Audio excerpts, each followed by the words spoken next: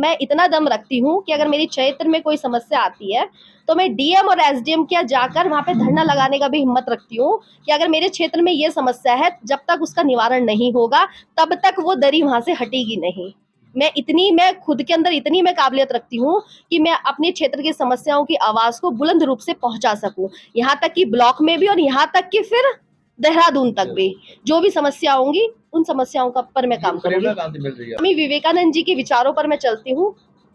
कहते हैं ना कि जिस और जवानी चलती है उस और जमाना चलता है, तो यूथ हूँ, उनके विषय में पढ़ती भी हूँ, उनके विषय जब से राजनीति में आई हूँ तब से उन्हीं की विचारधारा पर मैं काम भी करती हूँ। राष्ट्रीय कदम समाचार सेवा में आपका स्वागत है। रोजाना की तरह आए फिर उत्तराखंड पंचायत चुनाव की ताजी अपडेट देने के लिए हम लोग उपस्थित हैं ग्राम पंचायत बदामावाड़ा प्रथम से क्षेत्र पंचायत सदस्य की प्रत्याशी हमारी बहन, हमारी बेटिया कुमारी दिव्या राणा। औपचारिक बातचीत में एक अनुभवी संघर्षशील नेता के तौर पर हमने इनको परखा है। आइए करते हैं बातचीत कुमारी दिव्या राणा से कि किन उम्मीदों के साथ, किस उद्देश्य के साथ आप इस मैदान में, चुनावी मैदान में है। हमारी बेटिया कुमारी दिव्या राणा जी। बेटा नमस्कार। पहले तो मैं आपके चैनल का धन्यवाद करती हूँ कि मुझे बिन बताए आप ढूंढते हुए यहाँ तक आ गए।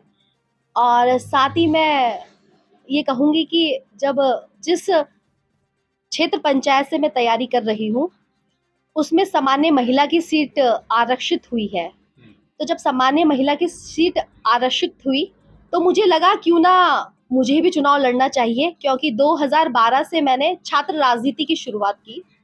डाकपत्थर महाविद्यालय से मैं 2015 में छात्र संघ महासचिव भी रही और 18 सालों में आज तक किसी लड़की ने चुनाव नहीं लड़ा था, और लड़ा भी था तो एक दो ने शायद वो जीत हासिल नहीं कर पाई। मेहनत उन्होंने भी करी, लेकिन 2015 में मैंने महासचिव पद की जीत हासिल करी और कॉलेज के बोर्ड पर अध्यक्ष और महासचिव का नाम आता है, उस नाम में मैंने अपना नाम दर्ज कराया। तो छात्र राजनीति की शुरुआत मैंने करी 2012 से और 2020 तक मैं छात्र राजनीति के रूप में मैंने कॉलेज में अपना समय दिया। लोगों की समस्याओं को भी सुनती थी, क्षेत्र में भी रहती थी, कॉलेज में भी रहती थी। इसी प्रकार मैंने अपना राजनीतिक करियर शुरू किया। राजनीतिक करियर कहूँ तो शायद मुझे इसलिए मैंने शुरू किया कि जब मैं अपने आसपास देखती थी तो लोग नेताओं के पीछे घूमते थे और मुझे उस चीज़ का बड़ा दुख होता था कि क्या नेता केवल चक्कर काटने के लिए होते हैं, क्षेत्र की समस्याओं को सुनने के लिए भी होते हैं। तो यही मेरा उद्देश्य था कि मैं घर घर में बैठ के आऊंगी और घर घर में, हर घर में इस प्रकार से बैठूंगी कि मुझे ये नहीं लगना चाहिए कि इनकी समस्याएं क्या है। उन्हीं समस्याओं को सुनते हुए मैंने घर घर बैठना शुरू किया। छोटी छोटी समस्याओं को मैंने डीएम एसडीएम के सामने उनको लेकर गई कि ये समस्या है। वो हिचकिचाते ना, बोलते ना गाँव के लोग हिचकिचाते हैं, तो बस इन्हीं मुद्दों को लेकर मैंने काम करना जब शुरू किया और अभी मुझे मौका मिला, सामान्य सीट आई, महिला सीट आई और इस सीट पे लड़ने का मौका मुझे जब मिला तो मैंने भी सोचा क्यों ना महिला सीट आई है और मेरे क्षेत्र की बात है तो चुनाव लड़ा जाए। आप देख सकते हैं कि ऐसे बहुत सारे मेरे सामने जो चुनाव लड़ रहे हैं, शायद उनके पति उन्हें चुनाव लड़ा रहे हैं, लेकिन वो पति ही शायद उनका प्रतिनिधित्व करेंगे आगे। मैं जनता से भी यही अपील करती हूँ कि ऐसी महिलाओं को मौका दो जो खुद का नेतृत्व खुद कर सके, ना कि अपने पति या अपने भाई के पीछे चले। मैं जनता की समस्या बखूबी जानती हूँ, हर घर में मैं बैठ के आती हूँ और ऐसा नहीं कि आज चुनावी दौर है तो मैं आज ही बैठ रही हूँ। आप तेलपुर से शुरू करना और बुलाकी वाला में ख़त्म करना और भोजा वाला में शुरू करना और पश्चिमी वाले के पुल पे ख़त्म करना, वहाँ के एक एक परिवार में मुझसे पहले से ही परिचित है। ना मैं कोई नेता हूँ, ना मैं कोई किसी बहुत बड़े पद पे हूँ, ना मैंने कोई चुनाव पहले क्षेत्र का लड़ा। पहली बार मैं लड़ रही हूँ चुनाव, तो लोगों का मुझे भरपूर सहयोग और प्यार भी मिल रहा है, क्योंकि लोगों का सहयोग तब मिल रहा है कि पहले से ही छात्र राजनीति में जब मैं रही तो कई मुद्दों को लेकर मैंने समाज में काम किए हैं, तो उसका मुझे अब बहुत ज़्यादा प्यार मिल रहा है, समर्थन मिल रहा है। और आशा करूँगी कि अगर मेरा निर्णय जो भी आएगा, करनी तो राजनीति ही है, रहना तो क्षेत्र में ही है, जो भी मेरा निर्णय आएगा मैं हमेशा अपनी जनता के बीच में खड़ी रहूंगी और उनके साथ कंधे से कंधा मिलाकर चलूंगी।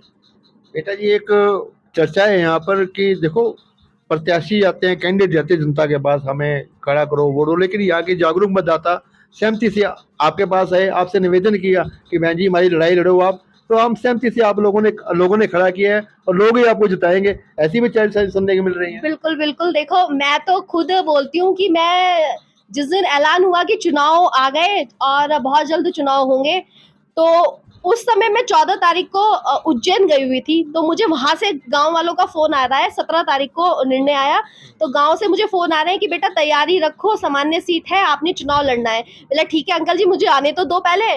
तो कभी मुझे भोजा वाला से फोन आ रहा है कि बेटा जी चुनाव लड़ना है। बोला ठीक है चाचा जी, मुझे आने तो दो पहले फिर देखते हैं, फिर निर्णय करते हैं। तो गांव वालों का इतना प्यार और समर्थन मुझे मिला कि मेरे आने से पहले ही उन्होंने कह दिया कि आपने क्षेत्र में चुनाव लड़ना है, आप जैसे लोगों की हमें आवश्यकता है क्षेत्र की समस्याओं को लेकर।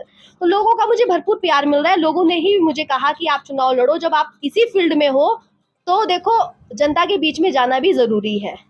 तो उन्हीं के प्यार से, उन्हीं के आशीर्वाद से और उन्हीं सभी के मार्गदर्शन से मैं आज चुनाव लड़ रही हूँ और अकेले घर घर जाकर मैं बैठ रही हूँ, क्योंकि देखो जनता भीड़ ले जाके कोई फायदा नहीं है। आज वो भीड़ साथ चलेगी, कल उन्हें भी हम परेशान करेंगे। हम जब अकेले जाएंगे, अकेले किसी के परिवार में बैठेंगे तो उनकी समस्याओं को भी सुनेंगे, 10 मिनट वहां पर बैठ कर भी आएंगे और उनके विषय में भी जानेंगे और एक कप चाय का भी पी के आएंगे। तो बस मेरा यही है कि लोगों ने मुझे खड़ा किया है और लोगों के सहयोग और प्यार मुझे मिल रहा है, तो बस इसी उस पे उम्मीद से। एक खूबी तो बेटे आपकी लोग करते हैं कि हमारे लीडर भी है। बिल्कुल, मैं सच बताऊं तो मैं ये कहती हूँ कि मैं इतना दम रखती हूँ कि अगर मेरी क्षेत्र में कोई समस्या आती है तो मैं डीएम और एसडीएम के जाकर वहां पे धरना लगाने का भी हिम्मत रखती हूँ कि अगर मेरे क्षेत्र में ये समस्या है, जब तक उसका निवारण नहीं होगा तब तक वो दरी वहां से हटेगी नहीं। मैं खुद के अंदर इतनी मैं काबिलियत रखती हूँ कि मैं अपने क्षेत्र की समस्याओं की आवाज को बुलंद रूप से पहुंचा सकूं, यहाँ तक कि ब्लॉक में भी और यहाँ तक कि फिर देहरादून तक भी जो भी समस्या होंगी उन समस्याओं का पर मैं काम करूंगी। स्वामी विवेकानंद जी के विचारों पर मैं चलती हूँ। कहते हैं ना कि जिस और जवानी चलती है उस और जमाना चलता है, तो यूथ हूँ, उनके विषय में पढ़ती भी हूँ, उनके विषय जब से राजनीति में आई हूँ तब से उन्हीं की विचारधारा पर मैं काम भी करती हूँ। तो वो कहते थे ना कि आप बूंद बूंद से घड़ा बढ़ता है, तो वही प्रेरणा मुझे मिलती है कि अगर मैं अकेली चलूंगी तो साथ मेरे मंजिल पूरा चलेगा। तो उसी प्रेरणा के साथ मैं काम कर रही हूँ। बेटा ये वोट एक बहुमूल्य हथियार है हर मतदाता का, लेकिन क्या होता है जिस दिन चुनाव होते हैं लोग घूमने के लिए बाहर से वोट डालते नहीं है, तो वोट जरूर डालें बिना किसी लालच के, बिना किसी भय के। ठीक है, एक अच्छे आदमी को काम करने का मौका दें, उससे हौसला बढ़ता है उसका। तो मैं कहूँगा अपने मतदाताओं से वोट की अपील करें कि वोट जरूर डालें, पहले मतदान फिर जलपान। बिल्कुल, मैं भी खुद जब डोर टू डोर जा रही हूँ लोगों के बीच में, तो एक ही अपील कर रही हूँ कि आप 24 तारीख को सबसे पहले लाइन में लगकर अपना मतदान का उपयोग करें, क्योंकि एक ये मतदान ही एक ऐसा बोलते हैं बिंदु है कि हम खुद की इच्छा से कर सकते हैं। बाकी तो छोटी मोटी चीजें हम दूसरों की इच्छा से भी कर लेते हैं, लेकिन वोट का एक ऐसा अधिकार है कि आप अपने नेता को, आप अपने क्षेत्र के नेता को चुन सके। तो सभी से एक अपील करूंगी कि 24 तारीख को आप अपने मत का उपयोग जरूर करें और घर घर से भरपूर वोट के लिए निकले। और मैं भी कोशिश करूंगी कि 24 तारीख को मैं भी घर घर से लोगों को निकाल सकूं वोट के लिए। धन्यवाद। बस नहीं और भी